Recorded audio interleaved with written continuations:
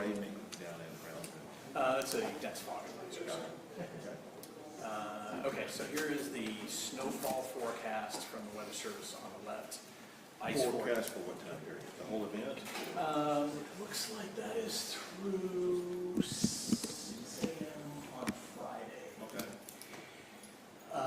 Most of the snow starts in the Panhandle late tonight into tomorrow, and the precipitation starts to work its way from the state.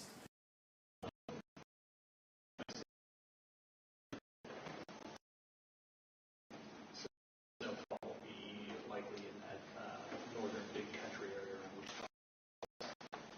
Some heavier snow. Mountains where lighter as you go to the southeast. So that light part that's just north of Boston, is that snow or is that something Yes, else? that is snow. That's a trace. On the right-hand side, ice work done in the Permian.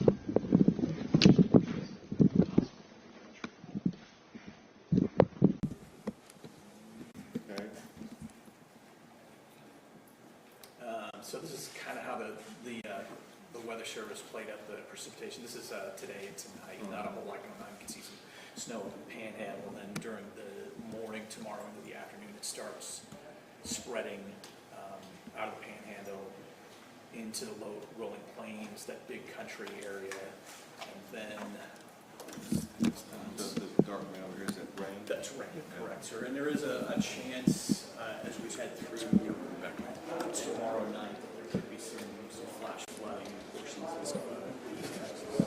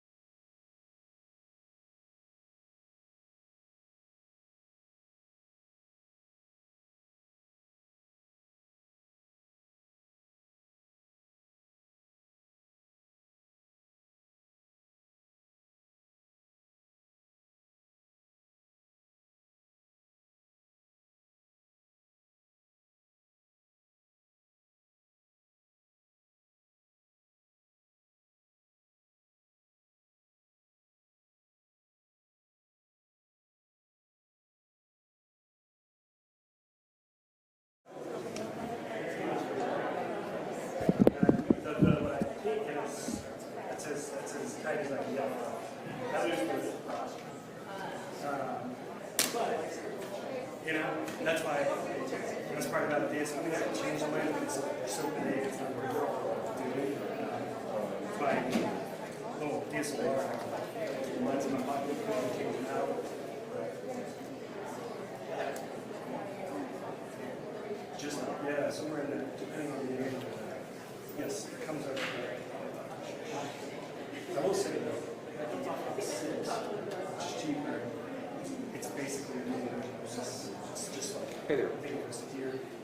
Okay.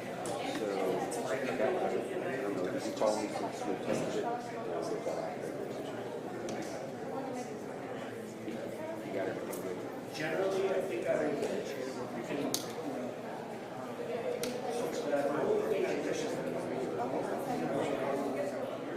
but then you can get, you can wait for it, you know, a lot of things like that. To have them use this time, I kind of just, but I use this in my secondary hold, like extra. That's why it's just out of software. Kind of do this. Were you able to get lighting on? In fact, you're Perfect.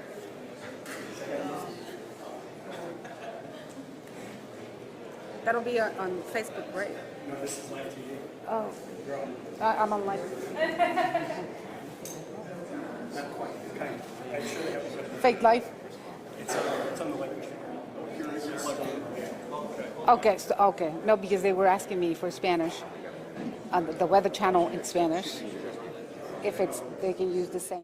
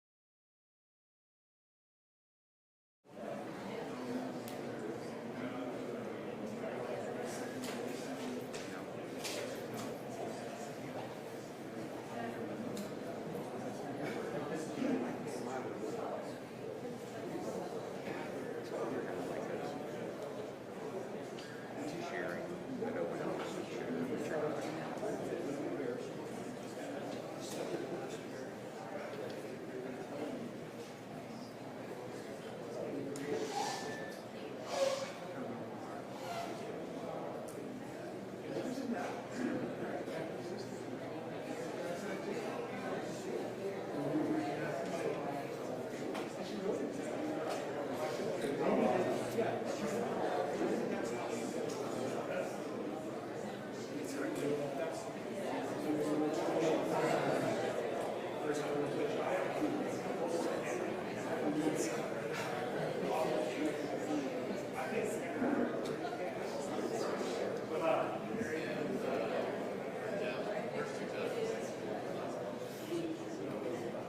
the, I hasn't seen it.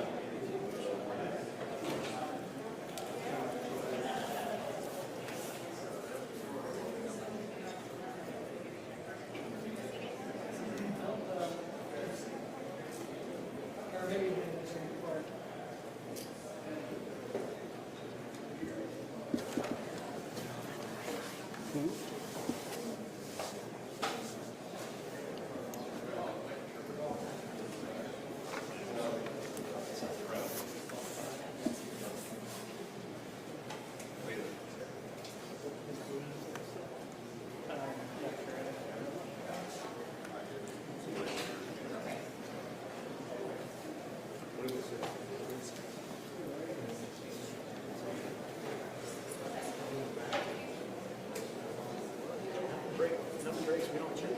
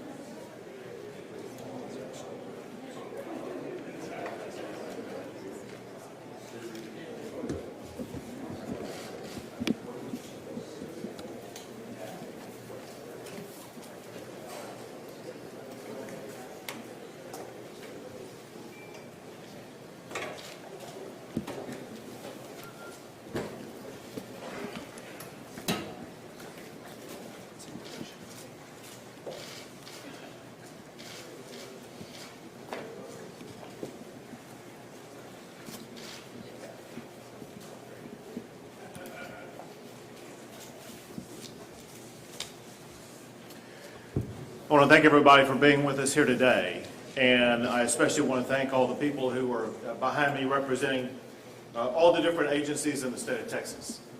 Obviously, we have a very substantial winter storm coming into Texas over the next few days that will be in the state of Texas for the remainder of the week.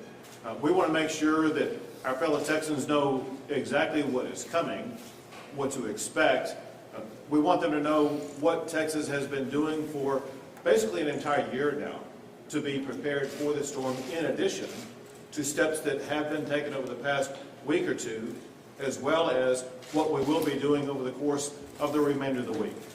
One of the most important things that we can do today and every day going forward is to make sure that we are remaining in close communication with everybody across the state to update you on exactly what is happening, what to expect, and how to respond.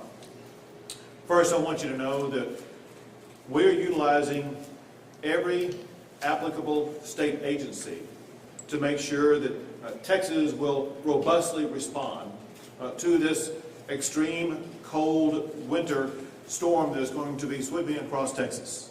It includes the Texas Division of Emergency Management, the Texas A&M Forest Service, the Texas A&M Engineering Extension Service, and Texas A&M Texas Task Force 1.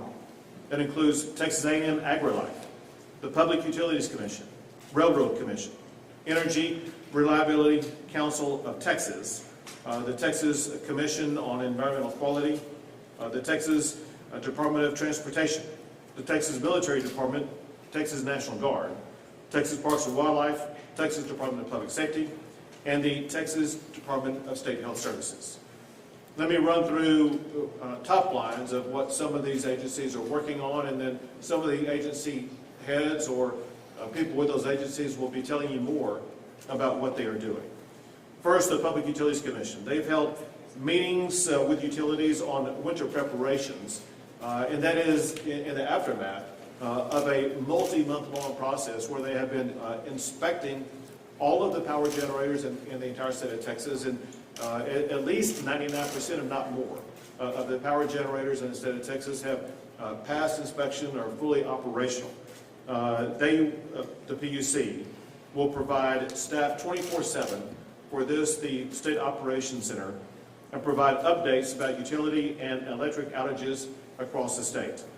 Importantly, and the head of the PUC will explain more about this, but they are already bringing more generation online sooner than what happened last year. They have additional crews already deployed, and Peter Lake, the head of the PUC, will be explaining more about this, but he will be explaining the process and concept of power outages that could occur across the state. Understanding this important structure for the Texas power grid system. The Texas power grid is operated by ERCOT. They have the capability of providing a certain amount of megawatt power across the entire state during any given day. During any given day, there are reasons why there may be power outages that have nothing to do with the power grid whatsoever. This moment is an example of that. At this moment, Texas has an excess of 15,000 megawatts of power available for people across the entire state. That said, there are almost 5,000 Texans without power right now. That same concept may happen during the course of this particular winter storm, and there are a variety of reasons why people may lose power. It could be that power lines are down, power lines by the company that customers enter into contracts with. Those power lines could go down because a tree falls on the power lines, and the power lines are no longer able at that particular time to deliver power to a home. That's what those transmission companies that deliver power to your house, it's their job to make sure that they get those power lines back up and running again. The same thing could happen during a winter storm.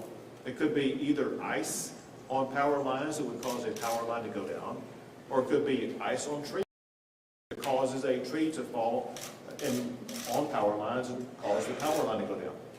That doesn't mean that there are challenges with the power grid in the state of Texas. It means that for a short period of time, a particular neighborhood may be without power. But know that your local power company that you have contracted with is working to make sure that power will be restored quickly, even though there may not be a problem with the Texas power grid itself. ERCOT, and the head of ERCOT will tell you more about this shortly, but last Friday ERCOT issued an operating condition notice for forecast cold weather starting tomorrow. Yesterday, the forecast for electricity demand showed demand for electricity that may have been less than some earlier forecast. The change in forecast is driven by things like changing weather predictions. And as the weather forecasts become more clear, so will the predictions for the amount of electricity demand. ERCOT has not yet requested enforcement discretion from TCEQ or the Texas Commission on Environmental Quality, though they are prepared to do so as the week progresses if the need arises. And ERCOT is using a conservative approach to grid management and forecast to make sure that they are prepared.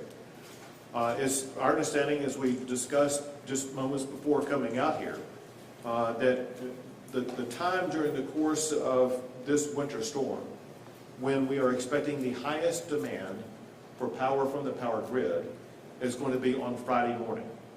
Today, right now, the prognostication is that ERCOT will have an excess of 15,000 megawatts of power available even at the time of highest demand. So ERCOT is well prepared for conditions as they currently stand, but remains flexible in order to be able to be responsive to power demand needs. The Railroad Commission, and again, Jim Wright of the Railroad Commission will tell you more, but top line, the Railroad Commission conducted operational calls with local gas distribution companies, major gas producers, and pipeline operators throughout the state yesterday. All are prepared for any potential inclement weather and do not anticipate any significant operational challenges. The Railroad Commission has inspected intrastate underground natural gas storage facilities, and they also are anticipating no weather-related limitations. The Texas Commission on Environmental Quality. They have deployed their emergency management support team, their disaster response strike teams, and emergency response hazmat contractors. They're all on standby to assist local governments with any air, water, or waste-related issues, including drinking water, wastewater issues, and emergency response activities. The Texas Commission on Environmental Quality has notified public drinking water and wastewater systems about steps to take in advance of approaching winter weather. They also are working with ERCOT on TCEQ's power emergency procedures, especially as they could apply to power generators. A work group has been created to screen emissions reports for cold weather-related conditions. TCEQ also has contacted EPA Region 6 to begin coordination of any possible response activities and response requests. The Texas Department of Transportation is highly engaged and will play a pivotal role in maintaining public safety over the course of this winter storm. First, to explain the important role of Texas Department of Transportation, we are expecting, beginning here in about 12 or 18 hours, not only cold coming in on the north side of Texas in the Panhandle region, but also precipitation. Some of it will be snow, some of it will be sleet, some of it will be freezing rain, some of it will be rain that will freeze on roadways. And that over the coming days will continue to come across the state of Texas. There will be thousands upon thousands of miles of roads that will be extraordinarily dangerous. One of the most important things we can convey to our fellow Texans today is that over the coming few days, the roadways could become very treacherous. As precipitation falls on these roadways, in addition to black ice, which is hard to see and even more difficult to navigate, there will be other road conditions that could put your life in danger if you use those roadways. So we urge our fellow Texans to proceed with great caution as you choose to travel about your region, knowing that different regions will be facing different challenges on roadways. So with that said, TxDOT, the Texas Department of Transportation, have already deployed 4,000 personnel to assist in this process. All 25 Texas Department of Transportation districts are engaged in winter weather preparations and have crews that are working 24/7.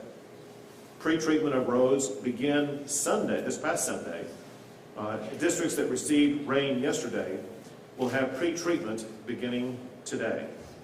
Materials have been replenished since last winter, and the strategic salt reserve is full. Beginning today, TxDOT will have daily calls with their districts and divisions to determine specific needs and to provide updates to the State Operations Center right here. TxDOT will shift resources as weather conditions also shift. For the public, again, we strongly urge you to go to a website location where you can learn more about road conditions. That website is drivetexas.org, drivetexas.org, where you can learn in advance before you go out what the driving conditions look like where you may be driving around. Next is the Texas Division of Emergency Management that will tell you more later. But today they hosted a statewide weather briefing for jurisdictions across the state to discuss life safety updates. These calls will continue daily throughout this entire winter event. This afternoon, the Texas Division of Emergency Management will host the Energy Industry Coordination Call to handle industry resource requests. These also will continue on a daily basis throughout the time period of this winter event. In addition to that, the Texas Division of Emergency Management is working to ensure that water and food are stationed in regions across the state that will be affected by the winter storm. Warehouses are stocked with blankets, cots, water, ice chests, air beds, medical cots, and additional supplies. As local partners open warming centers, those locations will be posted on the TDM's website. That website location is www.tdem.texas.gov. Again, for things like blankets, cots, water, ice chests, air beds, and other things, especially warming centers, you can go to www.tdem.texas.gov. Next is the Texas Military Division. They have already engaged 130 personnel and 50 vehicles rostered and will add more as needed. They have 5 winter weather mission ready packages staged in Abilene, Wichita Falls, Lubbock, Brownwood, and Round Rock. Those packages include winter weather packages comprised of 18 personnel, Humvees, wreckers, and field ambulances. Team D has rostered a command and control package in Waco. They are also supporting the State Operations Center Logistics Branch as well as the military desk. The Texas A&M Forest Service is prepared to assist local agencies, including the Texas Division of Emergency Management and TxDOT, with winter weather support. They are currently assigned to support TxDOT in the Amarillo, Brownwood districts and have additional resources available across the West Texas region and the Panhandle region. Among other things, they have saw teams ready to help with fallen trees, which again is the kind of thing that we expect when we see the type of icing event that we will experience. The Texas Parks and Wildlife, game wardens and park police officers are on standby statewide to assist in any area affected by winter weather.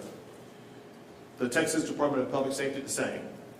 These are the state law enforcement, and among other things, they will be also working to ensure roadway safety across the entire regions of the state of Texas, which is most of the state, that will be affected by this winter storm. And the Department of State Health Services, they are coordinating with hospital preparedness providers on resource needs and requirements for hospitals, including reporting of facility issues, things that could arise, such as power outages, water issues, medical surge staff, or overnight lodging requirements.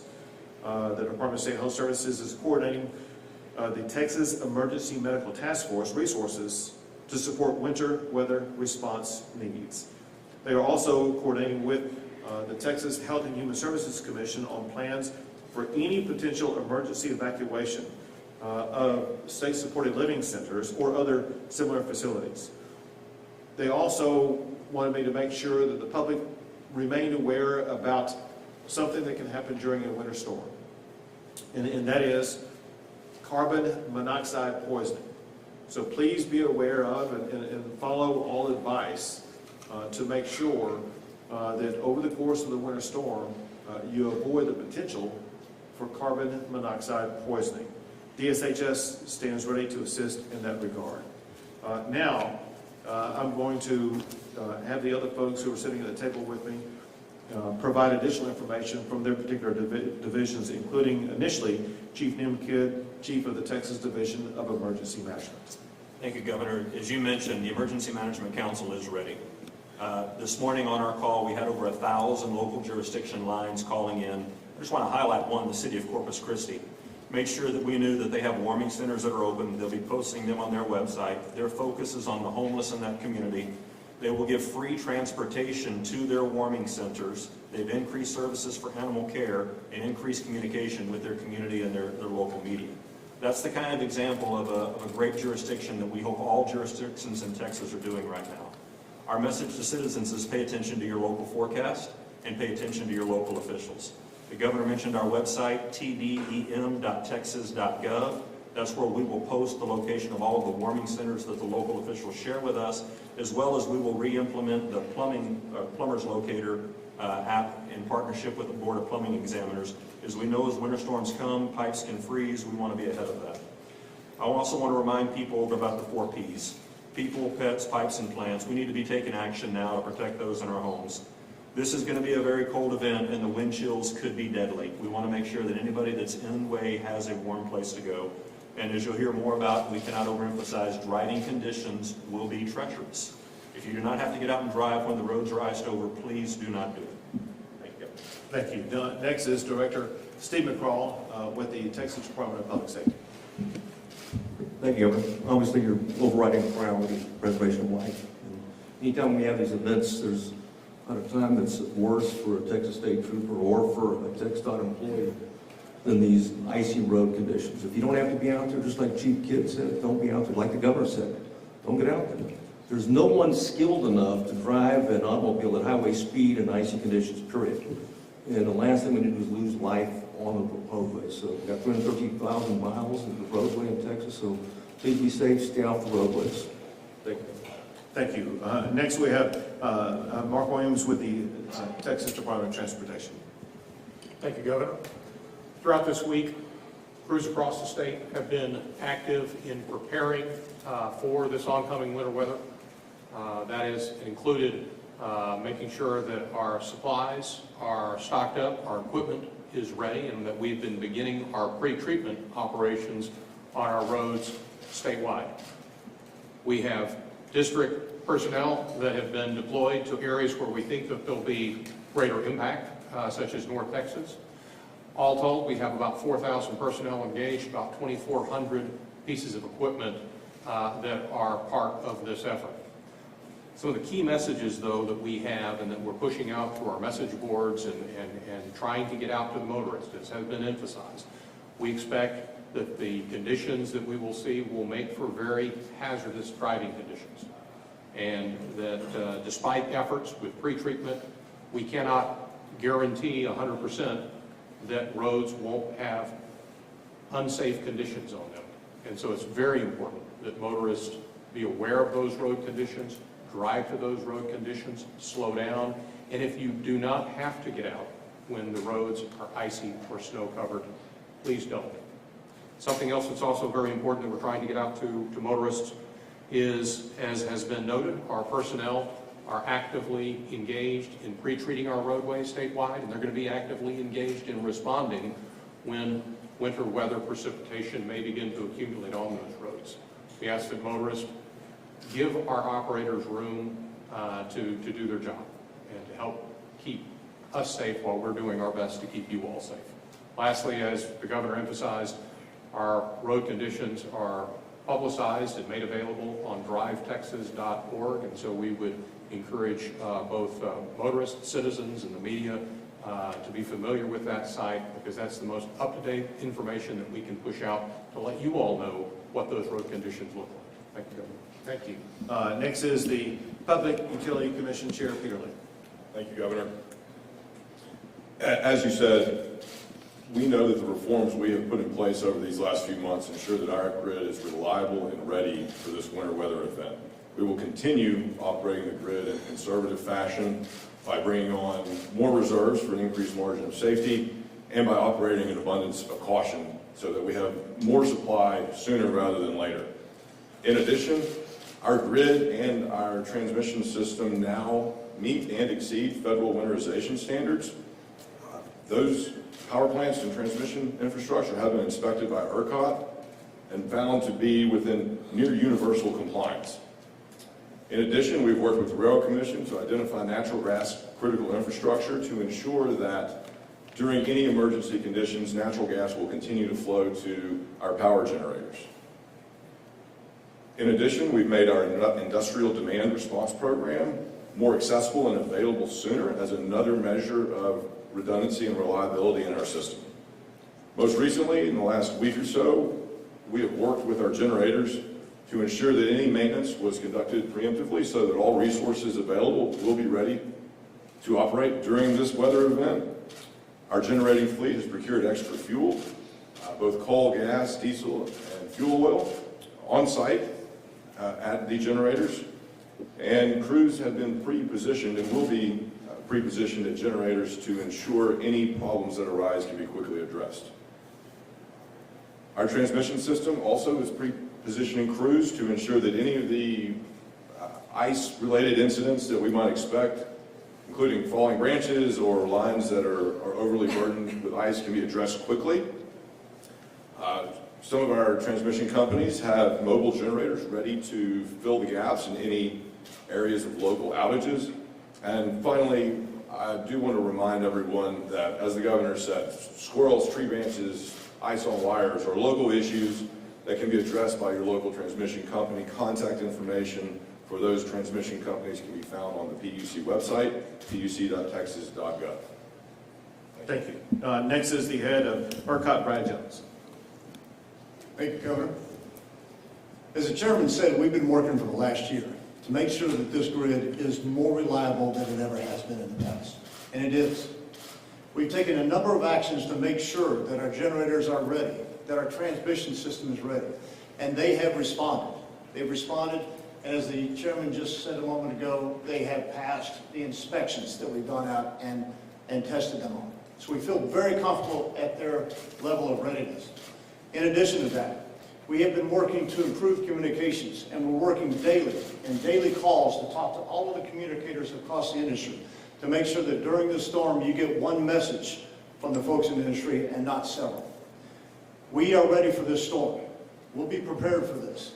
We have about 71,000 megawatts of expected load, which will be a record for ERCOT during the winter. 71,000 megawatts of load, but at the same time we have 86,000 megawatts.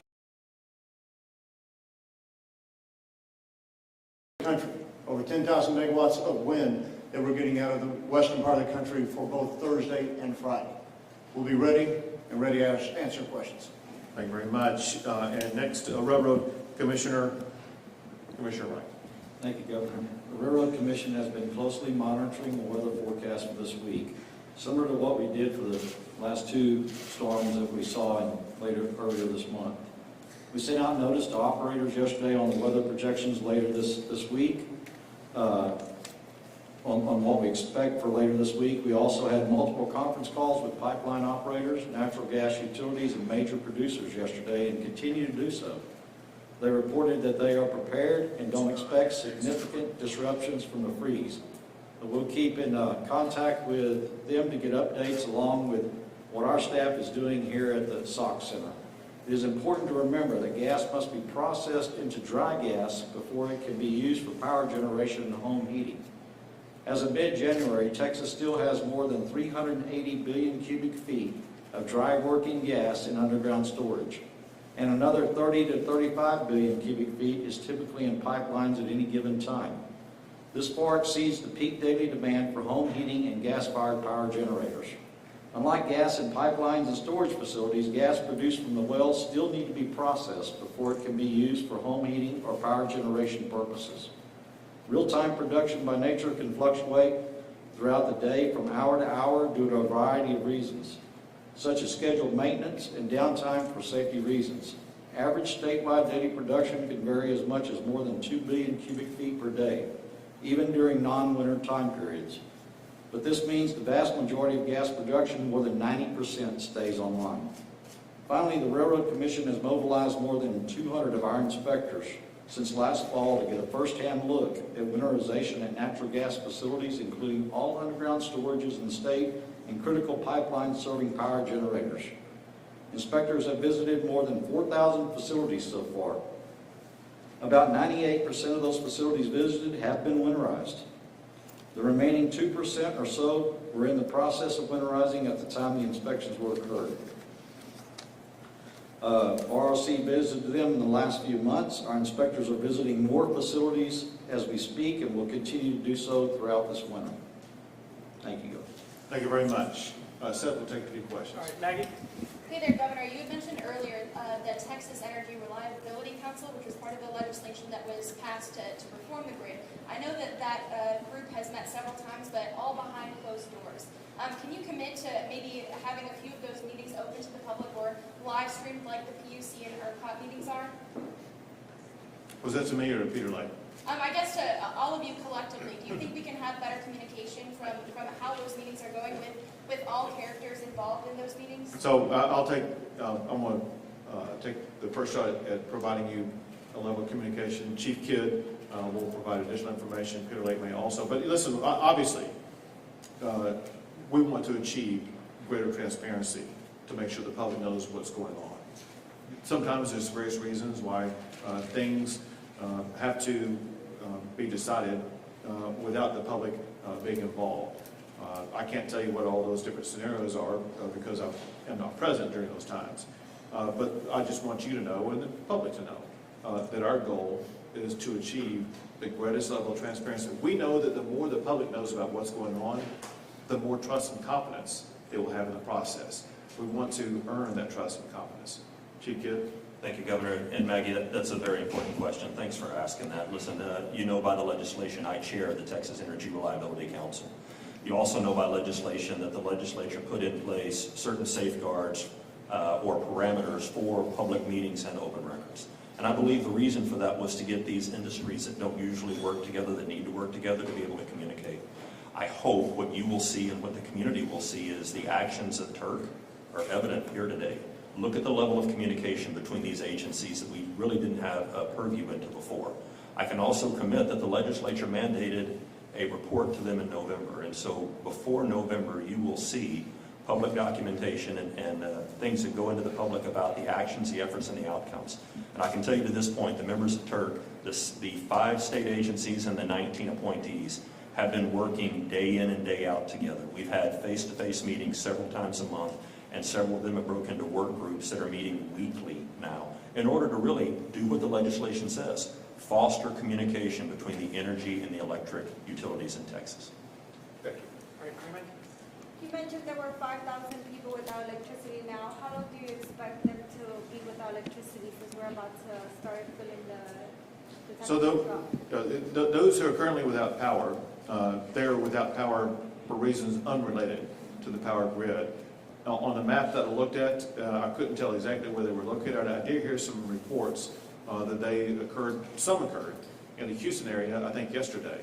They may have been related to weather events unrelated to a winter storm that occurred in Houston yesterday.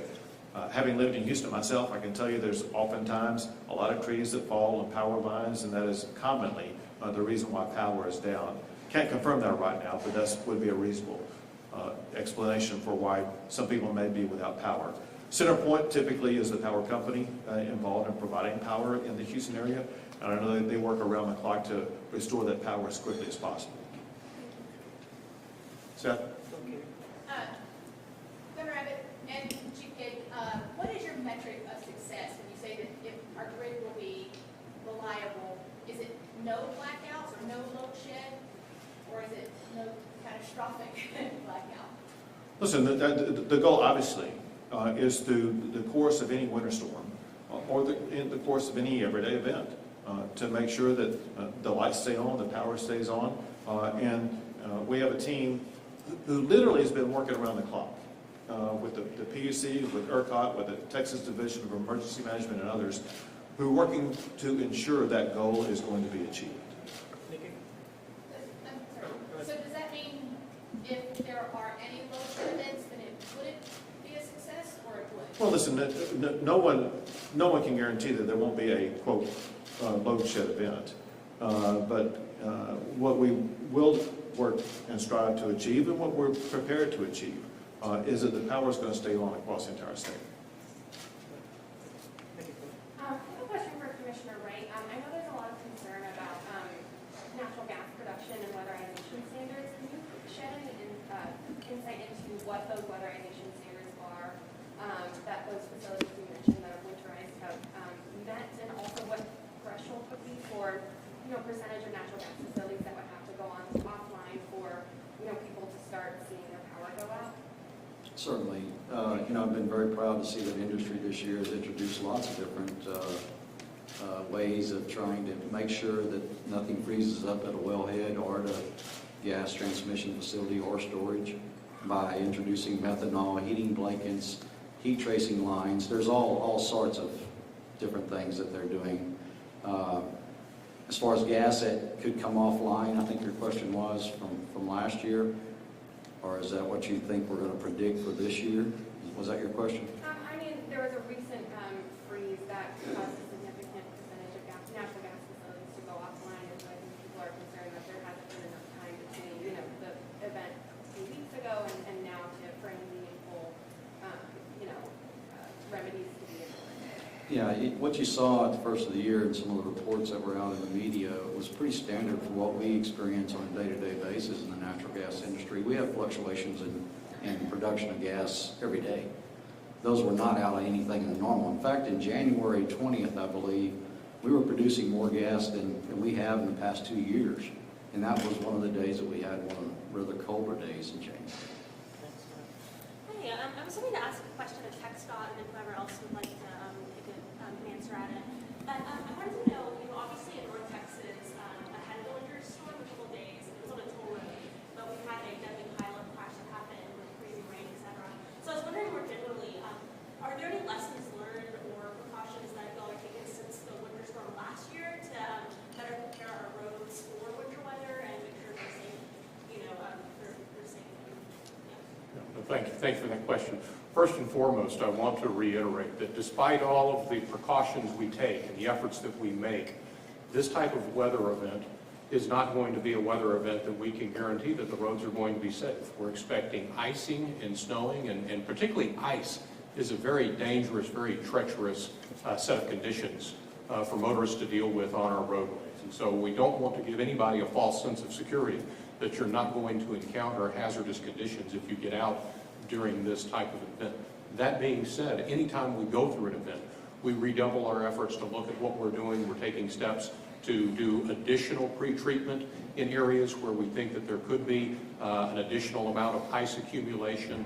And we're working with a number of agencies, particularly in these urban areas. We work in partnership with the cities and the counties through our traffic management centers to really work as a team to address these conditions. And we have had that engagement with all of those agencies, not only in preparation of this event, but in anticipation as we've moved into the winter season on how we can do as effective job as possible in addressing our road conditions. I'm sorry, thank you so much. In terms of your focus for that pre-treatment that you mentioned, are we focusing on brine solution? Are we focusing on actual rock salt, sand, or is this an area of the state? What's the strategy there? Right, the pre-treatment occurs with a brine solution that's laid down before the winter weather event comes on. And we also keep an eye to when we may have precipitation rain in advance of that, and if we're able to go back and reapply that brine solution, because sometimes if there is a rain event that precedes this weather, which we expect, some of that brine solution gets worked off. So it's a constant effort to continue to make sure that we're doing our very best to pre-treat roads, realizing again that they can't be 100% safe. There's going to be risks out there when we encounter this type of weather event. Right, Melody, and then two more. And Governor Abbott, we've heard what was said here today about natural gas supply. Still, do you regret not calling an additional special session to require natural gas supply to be winterized ahead of this storm? Would that have benefited Texans? When you hear what the Railroad Commission has done, they have taken steps to ensure that we're going to have the natural gas that we need. Let me walk you through a couple of things about both what happened last winter storm and what was done this time to make sure we wouldn't have a repeat of that as it concerns natural gas. In the last winter storm, there were many aspects of the natural gas production, gathering, and processing that actually got shut down by ERCOT when they shut down power to those locations. As a result, a lot of the natural gas that could have been produced or processed to be transported, they were unable to do so because they did not have the power to do so. Since that time, the numbers are amazing. Last winter, there were only 60 facilities in Texas that were designated as critical infrastructure. Now there are more than 1,500 facilities designated as critical infrastructure. Many of those are these natural gas facilities. My point is that a lot of what happened last year has been corrected by that critical infrastructure component. Separate from that, let me explain two things that are very important. One thing, or maybe both things that were mentioned by Commissioner Wright. One is that Texas produces far more natural gas on a daily basis than what we need to be able to respond to this winter storm. There may be some reduction in the power, in the generation of natural gas. We can still ensure power grid integrity, even if there is a loss of some level of production of natural gas. Even that said, when you look at the amount of natural gas that we have in storage this day, we have multiple days worth of natural gas in storage so that we would be able to quickly deploy that in regions across the state of Texas to make sure that there will be no shortage of natural gas for generation purposes. Brett Ship of Spectrum News. Brett, quick question for you. Are you aware of any megawatts that have been pulled offline going into this weekend storm? Are you aware of any megawatts that have been pulled offline? So we are aware that there are some limitations on the gas system around the city of Dallas. We've experienced that in the past. We've got great communications with the company that serves that area. They've let us know of those restrictions.